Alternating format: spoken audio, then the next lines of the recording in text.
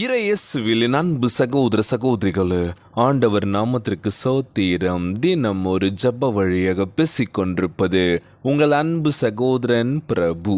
எப்படிங்க இருக்கீங்க? இன்றைய நாள் எப்படிங்க போச்சு? உங்களுக்கு மகிழ்ச்சியாக இருந்தீங்களா? எப்பவுமே சந்தோஷமா இருங்க. நம் ஆண்டவராகிய இயேசு கிறிஸ்து நம் ஜபங்களை எல்லாம் கேட்டு நம் அனைவரையும் ஆசீர்வதிக்க போறாரு. நம் இல்லங்களுக்கு வர போறாரு. மகளே மகனே கலங்காத, மனம் உடஞ்சி போகாத, நான் இருக்கேன், உன் கூட தான் இருக்கேன், தைரியமா இருன்னு சொல்றது யாருங்க? நம்ம எஸ்ஸப்பா. ஆம் என் அன்பு சகோதர சகோதரிகளே, உண்மை உள்ளவர்களுக்கு ஆண்டவர் நிச்சயமாய் பலனளிக்க போகின்றார். Praise Lord. இன்றைய நாளில் நம்ம வாழ்க்கையில் நம்ம பண்ணுற விஷயத்தில் உண்மை உள்ளதாக நம்ம பண்ணிகிட்ருக்கோமா? உண்மையாக இருக்கிறோமா ஃபஸ்ட் அப்படி யோசிச்சு பாருங்களேன். நீங்கள் உங்களே கேட்கும், அடுத்தவங்களை கேட்க தேவையில்லை. எனக்கு நீ உண்மையாக இருப்பியா? இன்றைக்கி எத்தனையோ நண்பர்கள் வாழ்க்கையில் வந்துட்டு போகலாம், எத்தனையோ சொந்த பந்தங்கள் இருக்கலாம். ஆனால் நமக்கு உண்மையாக இருப்பாங்களா? இல்லை நம்ம அவங்களுக்கு உண்மையாக இருப்போமா? பிரதர், என்ன இப்படி கேட்டீங்க? நாங்கள் இன்ன வரைக்கும் உண்மையாக தான் இருக்கோம். ஆனால் எங்களுக்கு யாராச்சும் உண்மையாக இருப்பாங்களா எனக்கு தெரில. ஆனால் என் மனசாட்சி சொல்லணும் அப்படின்னா நான் உண்மையாக தான் இருக்கேன் அப்படின்னு நம்ம சொல்லலாம். தவிர நம்ம கூட சுற்றி இருக்கவங்க நமக்கு உண்மையாக இருப்பாங்களா அப்படின்னா கேள்விக்குறி மட்டும்தான். இவங்க நமக்கு உண்மையாக இருப்பாங்களா தெரியலையே. டவுட்டு கண்டிப்பாக வர ஆரம்பிக்கும். ஸோ இன்றைய நாளில் ஆண்டவருக்கு நீ உண்மை உள்ள மனிதர்களாக இந்த உலகத்தில் இருக்கும்போது நிச்சயமாய் நம்மளை பரிபூர்ணமாய் ஆசீர்வதிக்க தயாராக இருக்கின்றார். நீங்கள் தேவனால் அடைக்கலம் தேடி அவரை பரிபூர்ணமாய் நம்பும்போது உங்களுக்கு என்ன தேவையோ நம்ம ஆண்டவராக இயேசு கிறிஸ்து நிச்சயமாய் வழங்க தயாராக இருக்கின்றார். மகளே மகனே கலங்காத, உற்சாகமாறு அப்படின்னு சொல்லிட்டுருக்கார்ல. இன்றைய நாளில் அழகான வேத வார்த்தை என்ன அப்படின்னா, நான் உன்னை விட்டு விலகுவதும் இல்லை, உன்னை கைவிடுவதும் இல்லை, என் சமூகம் உனக்கு முன்பாக செல்கின்றது. அழகான வார்த்தை பாருங்க. இன்றைக்கி நம்ம ஆண்டவராக இயேசு கிறிஸ்து நம்மளை விட்டு விலகாமல் நம்ம கூட தான் இருக்கார். நம்ம தான் அவர் விட்டு விலகி போயிட்டுருக்கோம். நமக்கு பிடிச்ச விஷயத்தை நம்ம பண்ணிகிட்ருக்கோம். எனக்கு பிடிச்சிருக்கு, நான் பண்ணுறேன், என்னை யாரும் கேள்வி கேட்கக்கூடாது. இன்றைக்கி நம்ம கேள்வி கேட்டுட்டோன்னா அவ்வளோதாங்க. எவ்வளோ பிரச்சனைகள் வீட்டுக்குள்ளே அவங்க சொல்கிறது தான். ஒரு காலகட்டத்தில் அப்பா அம்மாவுக்கு கீழ்ப்படும் பிள்ளைகளாக இருந்த எவ்வளோ பேர் இன்றைக்கி பசங்க சொல்கிறது தான் அப்பா அம்மா கேட்குற மாதிரி ஆகிடுச்சுல. அப்பா இது பண்ணாதான், இல்லைனா இல்லை அவ்வளோதான் அப்படின்னு சொல்லிட்டு ஆகுது. வீட்டில் வாய்ஸ் ரைஸ் ஆகுது, பசங்களுடைய வார்த்தைகள் அதிகமாகுது. நான்லாம் ஒரு காலகட்டத்தில் எங்கள் அப்பா அம்மா சொல் பேச்சு கேட்டு எப்படி தெரியுமா இருந்தேன் அப்படின்னு சொல்லி அப்பா அம்மா சொல்லும் போதே என்ன பண்ணுவோம், கமெண்ட் அடிப்போம். அதெல்லாம் அந்த காலம், இதெல்லாம் இந்த காலம் அப்படின்னு சொல்லி. இன்றைய நாளில் எத்தனை பிள்ளைகள் பெற்றோர்களுக்கு கீழ்ப்படிதலில் இருக்கீங்கன்னு சொல்லணும் அப்படின்னா குறைவு தான் எண்ணிக்கை. அம்மாவா இல்லையா? நிச்சயமாக கரெக்டாக தான் சொல்கிறீங்க அப்படின்னு சொல்லுவீங்க.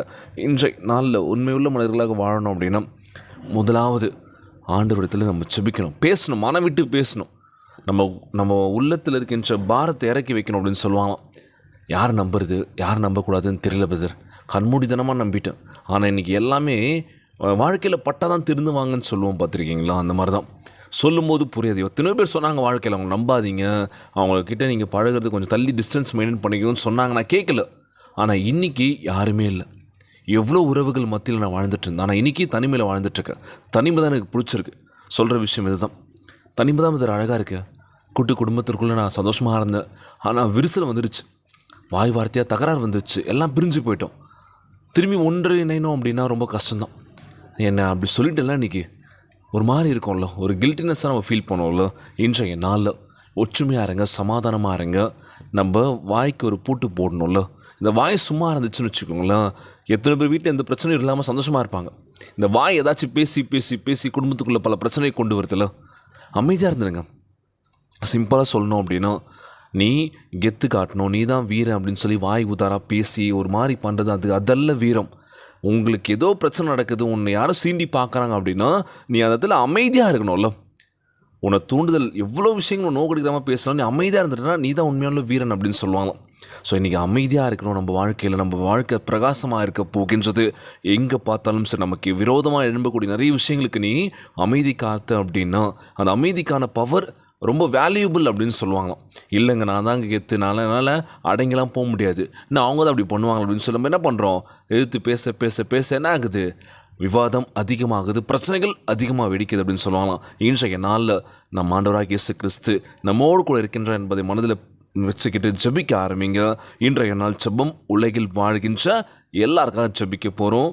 சோர்ந்து போகாதீங்க, உற்சாகமாக இருங்க. ஒவ்வொரு நாள் ஆண்டவரிடத்தில் கேளுங்கள், நிச்சயமாக அவர் உங்களுக்கு கொடுக்க தயாராக இருக்கின்றார். ஆம் என் அன்பு சகோதர சகோதரிகளே, 2 நாள் ப்ரேயர்ஸ் அப்லோட் பண்ணல. நிறைய பேர் கேட்டிருந்தீங்க, டெக்ஸ்ட் பண்ணியிருந்தீங்க, பிரதர் என்ன ஆச்சு அப்படின்னு சொல்லி.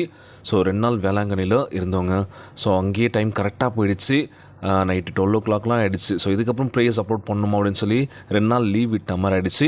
இதுக்கப்புறம் கண்டினியூஸாக ப்ரேயர்ஸ் வந்துடுங்க, கவலைப்படாதீங்க. நிறைய பேர் கேட்ட ஒரு விஷயம் தான், என்ன பிரதர் ஆச்சு இப்போ ப்ரேயர் அப்லோட் பண்ணலாம் அப்படின்னு சொல்லி. ஸோ வந்துட்டாங்க. இன்றைக்கி காலையில் தான் ரீச் ஆனோம். 5 மணிக்கு எக்மோர் ஸ்டேஷனில் வந்துட்டு வீட்டுக்கு ஒரு 7:30 போயிட்டோம். ஸோ இன்றைக்கி நல்லபடியாக முடிஞ்சதுங்க இந்த பயணம். ஆண்டவருக்கு முதலாவது நன்றி சொன்னோம். 26 நைட்டு ஏறணும். அந்த பயணங்கள் தொடங்குதுலேருந்து முடிகிற வரைக்கும் கூடவே இருந்து வழிநடத்தின மாதாமாவும் சரி, எஸ்எஃபாவும் சரி, நல்லபடியாக போயிட்டு வந்தோம். நல்ல பிளெஸ்ஸிங்ஸ் கிடச்சிதுங்க.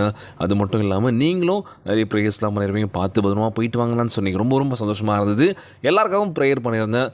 எல்லாருடைய வாழ்க்கையிலும் சந்தோஷத்தை நம்ம ஆண்டவராகிய இயேசு கிறிஸ்து மாதாமா கண்டிப்பாக கொடுப்பாங்க. சோர்ந்து போகாதீங்க. நீங்களும் எப்பயாச்சும் ஃப்ரீயாக இருந்தால் வேளாங்கண்ணிக்கு போயிட்டு வாங்க. மன நிறைவாக கண்டிப்பாக இருக்குங்க. ஏதோ நம்ம வீட்டில் உட்காந்துட்டு மூலையில் 4 செவத்தை பார்த்துட்டு இருந்தால் மட்டும் பத்தாது. உங்களுக்கு நிம்மதி வேணும், சந்தோஷம் வேணும் அப்படின்னா கோயில் குளத்துக்கு போய் கொஞ்சம் நம்ம ரிலாக்ஸ் பண்ணோம் அப்படின்னா செம்மையாக இருக்குங்க. கண்டிப்பாக வேளாங்கண்ணிக்கு கண்டிப்பாக போயிடுங்க. அவ்வளோ சூப்பரான ஒரு பிளேஸ் அது. போகாதவங்க கண்டிப்பாக போய் நல்லா ப்ரேயர்ஸ் பண்ணிக்கோங்க. எல்லாருக்காகவும் சந்தோஷமாக நம்ம இருக்கணும். நம்ம மற்றவங்களுக்காக இருக்கோம், மற்றவங்க நமக்காக இருக்காங்கன்னு எதிர்பார்க்காதீங்க. எதிர்பார்த்து நம்ம யாரையும் யார்கிட்ட நம்ம எதிர்பார்க்கல. என்ன சொல்கிறீங்க, கரெக்டாக இல்லையா? எதிர்பார்த்து வாழாதீங்க. நம்ம கை ஓங்கியிருந்தால் மட்டும்தான் பிறருக்கு நம்ம கொடுத்து உதவ முடியும். இல்லைங்க, அடுத்தவங்க கை தான் எதிர்பார்த்துட்ருப்போன்னு சொல்லி எப்படி சொல்கிறது, நீங்கள் பெற போகிறீங்க இல்லை, கொடுக்குறவர்களாக இருக்க போகிறீங்க. இன்றைய நாள் ஜெபம் நம்ம எல்லாருக்கும் கொடுக்க போகிறோம். என்ன கொடுக்க போகிறீங்க? உண்மையான அன்பை ஷேர் பண்ண போகிறீங்க. கண்டிப்பாக கொடுங்க. நம்ம ஆண்டவராகிய இயேசு கிறிஸ்து இரட்டிப்பாய் கொடுக்க போகின்றார். இன்றைய நாள் ஜெபம் உலகில் வாழ்கின்ற எல்லாருக்கும் நம்ம ஜெபிக்க போகிறோம். ஜெபத்திற்குள்ளாக பயணிப்போமா? எங்களை மிகவும் அதிகமாய் நேசிக்கின்ற அன்புள்ள ஆண்டவராகிய இயேசுவே, இன்றைய நாள் வாக்குறுதி வசனத்திற்காக நன்றி ராஜா. அப்பா, உம்முடைய வசனத்தின் மூலம் எங்களுக்கு வழிகாட்டியதற்காக உமக்கு நன்றி செலுத்துகிறோம் ஆண்டவரே. எல்லா சூழ்நிலையிலும் நாங்கள் உமக்கு உண்மையாக இருப்பதற்கு எங்களுக்கு உதவி செய்வீராக ராஜா. நாங்கள் எப்பொழுதும் நீதியாக நடந்து உண்மையே பரிபூர்ணமாய் நம்பும்படி எங்கள் கண்கள் உங்கள் மேல் நோக்கி இருக்க வேண்டும் என்று கேட்கிறேன் இயேசப்பா. எங்கள் வாழ்க்கையின் மூலமாக உம்முடைய நாமம், கனம், மகிமை உமக்கே பெரும்படி செய்கின்ற ஆண்டவரே. ஆவியின் கனியை எங்களுக்குள் பெற வேண்டும் என்று கேட்கிறேன் இயேசப்பா. உண்மையே முழுமையாக நம்ப வேண்டும் என்றும் ஜெபிக்கின்ற ஆண்டவரே. உண்மையாய் உம்மை தேடுகின்ற மனதை கொடுங்க இயேசப்பா. நீரே எங்களை பலப்படுத்த போவதற்காக நன்றி ஆண்டவரே. உண்மையுள்ள ஒரு இருதயத்தை கொடுங்கன்னு சொல்லி கேட்குறோம் ஆண்டவரே. எவ்வளோ தவறின் பாதையில் நாங்கள் போயிட்டோம், தப்பான வழியில் போயிட்டோம் ஆண்டவரே.